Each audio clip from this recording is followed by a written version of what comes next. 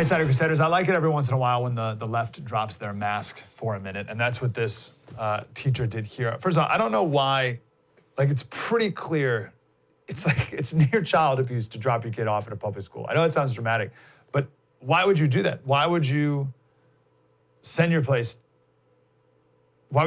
to that place? It's like the analogy we give is if you want to send your kid to a baseball camp, so you send them there, and then at this camp they teach that baseball's stupid and racist, and we should all practice ballet instead. Like, why would you drop your kids off at a place where they teach that our founding was based off of slavery? The Revolutionary War was fought to protect slavery, and 2 + 2 doesn't always equal 4.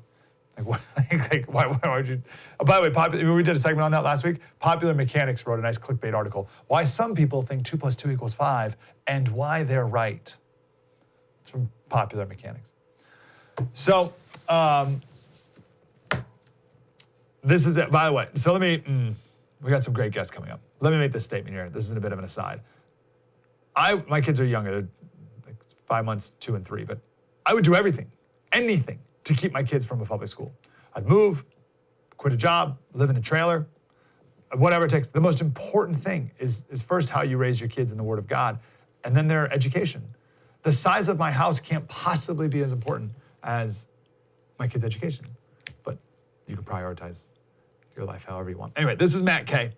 He's a teacher at the Science Leadership Academy in Philadelphia, which is a magnet school. He wrote a book about how to have meaningful race conversations in the classroom, and he wrote this on Twitter. He's since deleted it and made his whole account private. Let me read it quick. So this fall, virtual classes will be held with many potential spectators, parents, siblings, etc., in the same room. We'll never be sure who's overhearing the discourse. What does this mean for our inclusion and equity work? How much have students depended on the somewhat secure barriers of our physical classrooms to encourage vulnerability? Next one, while conservatives about race in conversations about race are in my wheelhouse, I am most intrigued by the damage that helicopter snowplow parents can do in honest conversations about gender and sexuality. Last one, and while conservative parents are my chief concern, I know that the damage can come from the left too. If we are engaged in the messy work of destabilizing a kid's racism or homophobia or transphobia, how much do we want their classmates' parents piling on? Okay, it's so good, right? Like I don't want parents listening to what I have to tell my students. That's what that is. You may remember this. This is an MSNBC promo from 2013. I just want to make the point that this was written out. She did many takes. There were edits, signed off by producers, like ran its way up the network, and then ran as a promo many, many times. Like this was not a slip of the tongue. Here's Melissa HarrisPerry here.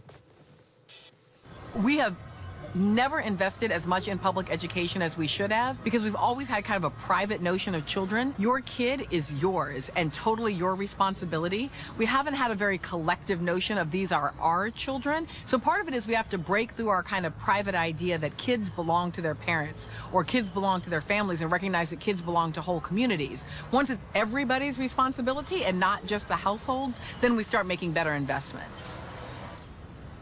Great. Not great. It's beautiful.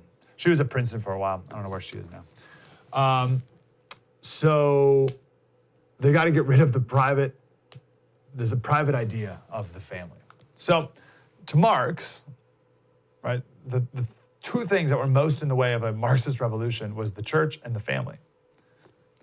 And the Soviet Union in particular, every effort was taken to take ownership of children. And feminists have since taken over that goal. The goal of feminism is to get women out of the house and into the workforce where you can achieve your true value as a person. And if you want to control a population, if you want to break down, let me put it like this. If you want to control a population, you break down the family. If you want to break down the family, you pressure women to leave the home. Wow, that was deep and insightful. I want more of that. Like, subscribe, get more.